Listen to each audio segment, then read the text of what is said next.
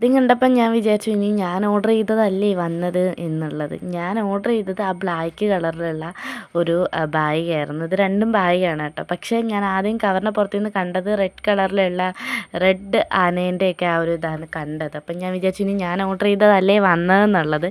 സംഗതി എന്തോ ഓഫറിൻ്റെ ഭാഗമായിട്ട് മീഷോ നമുക്ക് 2 ബാഗ് തന്നിട്ടുണ്ടായിരുന്നു. എനിക്ക് എന്തായാലും ഇഷ്ടപ്പെട്ടത് ഞാൻ ഓർഡർ ചെയ്തത് തന്നെയാണ് കേട്ടോ. ഒരു ബാഗിന് 170 രൂപയാണ് റേറ്റ് വന്നിട്ട്.